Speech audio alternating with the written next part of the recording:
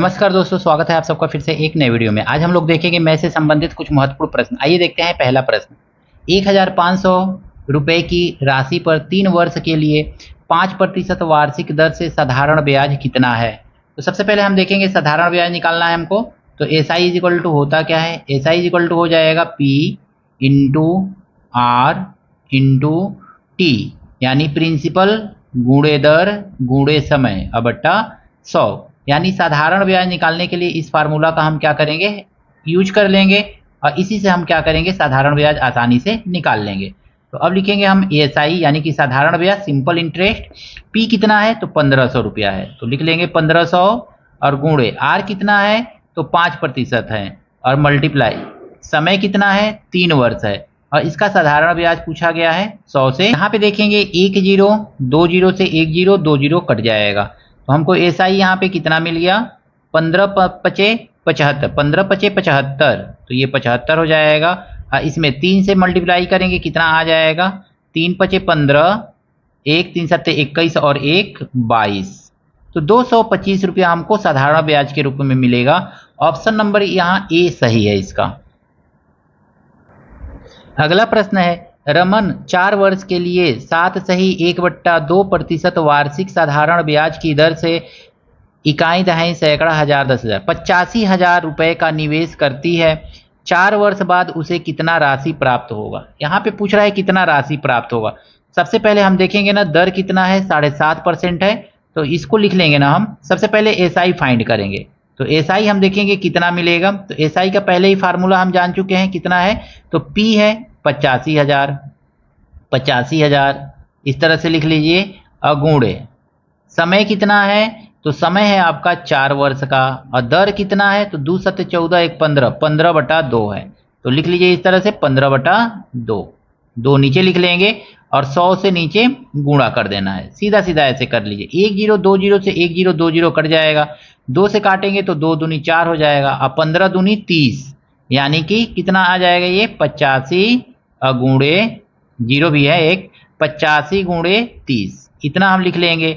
अब 30 से जब गुणा करेंगे ना तो हमको कितना मिलेगा, 1 जीरो 2 जीरो और 3 पचे 15, 1 3 8 24 और 1 25, ये मिल जाएगा 200 इकाई दहाई सैकड़ा हजार 10,000 25,500 रुपया मिलेगा। हमसे पूछ रहा है कि कितना राशि प्राप्त होगा, तो ए बराबर होता है पी प्लस एस आई, यही आपका क्या हो जाएगा, प्राप्त राशि हो जाएगा।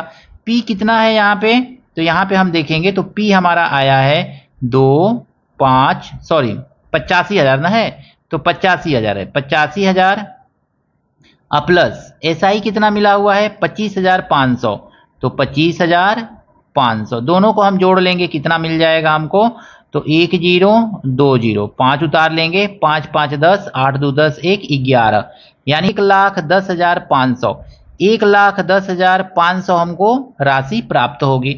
ऑप्शन नंबर ए इसका सही है। इस प्रश्न में कहा गया है ना कि 16% वार्षिक ब्याज की दर से 3 महीने का साधारण ब्याज रुपया 10,000 पर प्राप्त होगा। तो यहां पे देखेंगे पर प्राप्त होगा, साधारण ब्याज कितना प्राप्त होगा, तो हम लिखेंगे साधारण ब्याज, ठीक है। साधारण ब्याज बराबर मूलधन 10,000 है, तो 10,000 लिख लीजिए, मूलधन गुणे दर कितना है तो 16% है, समय कितना है तो 3 महीना है और 3 महीना को वर्ष में बदलने के लिए 12 से भाग दे देंगे और उसके बाद हम क्या करेंगे, यहाँ पे 100 लिख लेंगे, नीचे 100 ही तो लिखा जाता है। 1 जीरो 2 जीरो से 1 जीरो 2 जीरो कैंसिल हो जाएगा, 3 से काटेंगे 3 चौको 12 और 4 से काटेंगे 4 चौको 16, कितना आ गया आपका, तो 4 गुणे 100 400, यानी हमको ब्याज के रूप में कितना मिलेगा 400 रुपया मिलेगा। Option number A. अगला प्रश्न है, किस वार्षिक ब्याज दर पर 1,300 रुपए की राशि पर 10 वर्ष में साधारण ब्याज 650 रुपया प्राप्त होगा। यहाँ पे देखिए ये एसआई दिया हुआ है, कह रहा है किस वार्षिक ब्याज दर पर 1,300 की राशि पर, यहाँ पे ये पी दिया हुआ है और यहाँ पे ये समय यानी कि टाइम दिया हुआ है, ठीक है।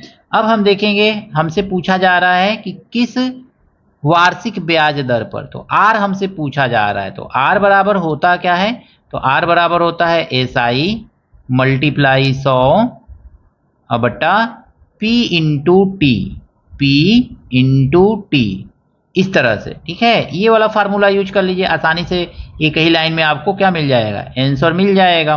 तो हमको R ही निकालना है, तो R is equal to SI कितना है, तो 650 है। कितने से मल्टीप्लाई करना है, 100 से मल्टीप्लाई करना है। और बाई P कितना है, तो 1300 रुपया है, तो 1300 लिख लेंगे। और गुणे टाइम कितना दिया हुआ है, 10 दिया हुआ है। देखिए 1 0 2 0 से 1 0 2 0 कैंसिल, 0 से 0 कैंसिल, 13 से काटेंगे, 13 पचे 65। तो R हमको कितना मिल गया दोस्तों यहाँ पे, तो R मिल गया 5%, यानी दर कितना है, 5% है। ऑप्शन नंबर बी इसका सही है। इस प्रश्न में कहा गया है ना, एक निश्चित राशि साधारण ब्याज की दर से 3 वर्षों में 1725 और 5 वर्षों में 1875 रुपया हो जाता है, वार्षिक ब्याज दर ज्ञात कीजिए। देखिए मान लीजिए कि कोई धनराशि P होगा और यह क्या हो रहा है, तो 3 वर्षों में कितना हो जा रहा है, तो 3 वर्षों में 1725 रुपया हो जा रहा है। फिर अगले और 5 वर्षों में वो धनराशि कितना हो जा रहा है, तो 1875 रुपया हो जा रहा है। 3 वर्ष यहाँ लगा और यहाँ से यहाँ तक 5 वर्ष यानी 2 वर्ष यहाँ लग गया। अब यहाँ पे देखेंगे इन दोनों के बीच में अंतर कितने, यानी 2 वर्ष का ब्याज कितना मिला हुआ है, तो 0, 7 में से 2 गया 5, 150 रुपया मिला हुआ है। यानी 2 वर्ष का ब्याज हमको 150 रुपया मिला। अब हमको क्या करना है, 1 वर्ष का निकाल लेना है, तो 2 से भाग दे देंगे, तो हमको मिल जाएगा 75। तो 75 रुपया 1 वर्ष का ब्याज है। 3 वर्ष का निकाल लेंगे, 3 से यहाँ पे मल्टीप्लाई कर लेंगे, तो 3 पचे 15 और 3 सत्ते 21 और 1 22, 225 रुपया। 225 रुपये को यहाँ से माइनस कर देंगे, तो 225 को माइनस करेंगे, कितना आ जाएगा, 5 में से 5 गया 0, 0, 5 और 1, 1500, यानी P का वैल्यू आ गया 1500 रुपया। ठीक है, अब हमसे कहा जा रहा है दर बताइए, तो दर बराबर होता है ना, 1 वर्ष में कितना ब्याज मिल रहा है, तो 1 वर्ष में हमको 75 रुपया ब्याज मिल रहा है, तो 75 लिख लेंगे यहाँ पे। अब किस पर मिल रहा है 1 वर्ष में 75 रुपया, तो 1500 पे मिल रहा है, तो 1500 को नीचे लिखेंगे और मल्टीप्लाई, दर निकालना है तो 100 से गुणा कर देंगे। 1 0 2 0 से 1 0 2 0 कट जाएगा, 15 पचे 75, यानी ब्याज की वार्षिक दर कितना है, तो 5% है। ऑप्शन नंबर डी इसका सही है दोस्तों। अगले प्रश्न में कहा गया है ना, रुपया 7,200 की धनराशि किस साधारण ब्याज की दर से 3 वर्षों में 9,576 हो जाएगी। देखिए सबसे पहले यहाँ पे देखेंगे तो ये P दिया हुआ है, यहाँ पे देखेंगे तो ये A दिया हुआ है। हम साधारण ब्याज निकालेंगे, तो साधारण ब्याज का मतलब हो गया मिश्रधन में से मूलधन को घटा दीजिए, तो 9,576 रुपया में से हम क्या करेंगे, 7,200 को माइनस कर लेंगे। बस माइनस कर लीजिए, तो ये माइनस करेंगे कितना आएगा, 6, 7, 5 में से 2 गया 3, 9 में से 7 गया 2, 2,376 रुपया क्या हो गया आपका, ये साधारण ब्याज हो गया। हमको यहाँ पे क्या निकालना है, साधारण ब्याज की दर निकालना है, R निकालना है। तो R इज इक्वल टू क्या होता है, साधारण ब्याज 2,376 गुणे 100, यही तो लिखते हैं ना, अभी ऊपर हमने क्वेश्चन देखा था। अब बटा P इंटू टी, P कितना है 7200 और टाइम कितना लगा हुआ है, तो 3 वर्ष का लगा हुआ है। देखिए 1 0 2 0 से 1 0 2 0 हम काट देंगे। अब देखेंगे ये किसी नंबर से कटता है क्या, तो 7 3 10 और 6 2 8, 9 से कट जाएगा, 9 8 72, 9 दूनी 18, 5, 9 दूनी 18, 23, 5 बचा 57 हो गया, 9 छके 54, 54 3 और 9 चौको 36, कट गया ना। अब 8 से देखिए ये कटेगा क्या, तो 8 3 24 और 8 3 24, यानी कि इसको काट के यहाँ पे लिख लीजिए, 8 3 24, 8 3 24, नीचे 3 बचा हुआ है, काट दीजिए, 3 एकन्ने 3, 3 एकन्ने 3, 11%। दर कितना है, 11%, ऑप्शन नंबर सी। अगला प्रश्न है, एक निश्चित धनराशि साधारण ब्याज पर 2 वर्षों में 1250 रुपया और 5 वर्षों में 2000 रुपया हो जाती है, वार्षिक ब्याज की दर है। सीधा सीधा यहाँ पे देखेंगे ना, तो 1250 रुपया यानी कि P P जो है 2 वर्ष में कितना हो जा रहा है, तो 2 वर्ष में ये हो जा रहा है 1250 रुपया हो जा रहा है। और अगले 3 वर्ष में ये कितना हो जा रहा है, 2000 रुपया हो जा रहा है। 5 वर्ष मतलब यहाँ से यहाँ तक 5 वर्ष, तो 3 वर्ष यहाँ से ले लेंगे, 3 वर्ष में ये 2000 रुपया हो जा रहा है। अब देखेंगे यहाँ पे ना, तो 3 वर्ष में कितना ये पैसा बढ़ा हुआ है, तो देखेंगे अंतर देखेंगे, तो 0, 10 में से 5 गया 5, 9 में से 2 गया 7, और 3 से भाग दे देंगे तो 1 वर्ष का हमको ब्याज मिलेगा। 3 वर्ष का ब्याज 750 रुपया, तो 1 वर्ष का ब्याज मिल गया हमको 3 दूनी 6, 3 पचे 15 और 0, 250 रुपया। 250 में 2 से गुणा कर देंगे, 2 वर्ष का निकालेंगे, कितना ब्याज मिला होगा, तो 500 रुपया, यही तो आएगा ना।